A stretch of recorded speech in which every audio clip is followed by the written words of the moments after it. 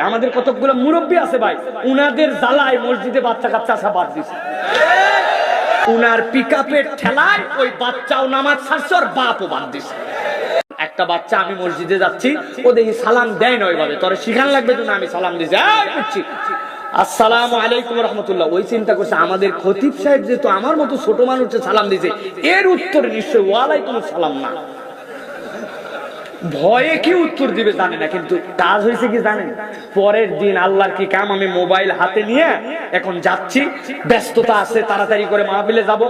ওই পিচ্ছি আগের দিন অসম্মানিত হয়েছে, ও টার্গেটে নিছে নিয়া এখন আমাকে হুজুর আসসালামু আলাইকুম, আমি তো খেয়াল করে ও হুজুর হুজুর হুজুর কি হচ্ছে বাবা, আসসালামু আলাইকুম, তোর এই সালাম দেওয়ার জন্য এত হাঁক দেওয়া লাগবে?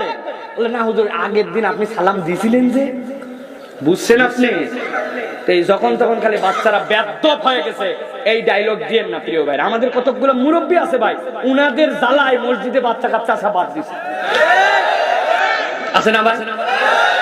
খালি মসজিদে যায় তেরা কিরকম জানি চোকা চোকা ভাব নিয়ে সবসময় থাকবে। কোন একদিন কোন একটা বাচ্চা নামাজের মধ্যে একটুখানি কথা বলছে, উনি চিন্তা করছে শেষ বৈঠকে আত্তাহিয়াতুলিল্লাহ দাঁড়া খালি নামাজ শেষ, আল্লাহুম্মা সাল্লি আলা মুহাম্মাদ। হুজুর এত লম্বা করে কারে আজকে শেষ বৈঠক, কামা বারাকতা আলা ইব্রাহিম ওয়া আলা ইব্রাহিম ইন্নাকা হামিদুম মাজিদ, আল্লাহুম্মা বারিক আলা মুহাম্মাদ কামা বারাকতা আলা ইব্রাহিম। হুজুর নামাজ শেষ করছে করে আসসালামু আলাইকুম, নামাজের মধ্যে ডিস্টার্ব করে। বাপরে, পিকআপ আছে কিনা? উনার পিকআপের ঠেলায় ওই বাচ্চাও নামাজ ছাড়ছে, ওর বাপও বাদ দিছে। আছে কিনা? রাগ করেন না মুরব্বী। আমি মাঝে মাঝে বলি, জান্নাতে যখন আমরা চলে যাব, আল্লাহ কবুল করুক, বলেন আল্লাহুম্মা আমিন।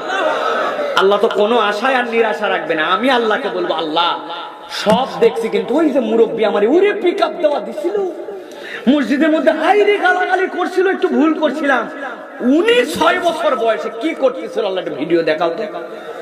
আল্লাহ ভিডিও দেখাবে, দেখা যাচ্ছে মসজিদে নামাজ হচ্ছে আর উনি টায়ার নিয়ে ঘুরে বেড়াচ্ছে। আছে কিনা? হঠাৎ করে শেষ বয়সে এসে দাড়ি সুব্বা ধরছেন, আলহামদুলিল্লাহ ভালো কথা, কিন্তু এত পিকআপ নেন কেন? ঠিক কিনা?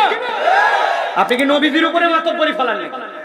নবীজি সাল্লাল্লাহু আলাইহি ওয়াসাল্লাম বাচ্চাকে কোলে নিয়ে নামাজ পড়ছে, আবার বসায় রাখছেন। নবীজি সিজদায় গেছেন, সাহাবীরা মনে করছে কি রে নবীজি উঠেন না কেন? এক সাহাবী মাথা এরকম বেঁকা করে, ও বাবা, নবীজির এক নাতি দেখি কাঁধের উপর বসে আছে, বসে নবীজির কান ধরে ঘোড়া চালাচ্ছে।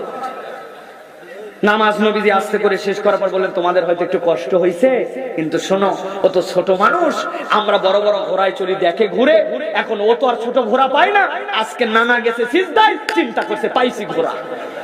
নবীজির উপরে উঠে কান ধরে ঘোড়া চালাচ্ছে। নবীজির চুলো ছিল লম্বা লম্বা, মনে করছে যে ঘোড়ার লাগামও পাইছি। সুবহানাল্লাহ বলবেন না? নবীজি বকেন নাই, উল্টা বলছেন, আমি চাই না ওর তৃপ্তিটা দ্রুত শেষ হয়ে যাক, ওর মজাটা পূর্ণ করুক জন্য একটু সিজদাটা দীর্ঘ করতে। সুবহানাল্লাহ। নবীজি বাচ্চাদের এরকম ভালো বেছে বেছে মসজিদে আনছেন, আর আপনি পিকআপ মারে মসজিদে বাইর করে দেন। পকেটে কালকের থেকে বেশি করে চকলেট কিনে রাখবেন। ও তুই মসজিদে আসছিস দাদু, 2 চকলেট, মাগরিবে যদি আসিস 3টা, আর টানা 3 দিন দেখলে 10 টাকা দিব, যা ইচ্ছা তাই কিনে খাস। পরে আপনি লোভ দেখাচ্ছেন না, কিন্তু মসজিদে আসার আগ্রহ তৈরি করতেছেন। আপনার এইটা আল্লাহর কাছে জান্নাতে যাওয়ার ওসিলা হয়ে যেতে পারে, ঠিক কিনা? অতএব আমাদের জন্য বাচ্চাদেরকে এরকম আদর দিতে হবে, স্নেহ দিতে হবে। সালামের ক্ষেত্রে কোনো অহংকার চলবে না, যারে পাবো তারে আগে সালাম দেবো। রাজি আছি তো ইনশাআল্লাহ?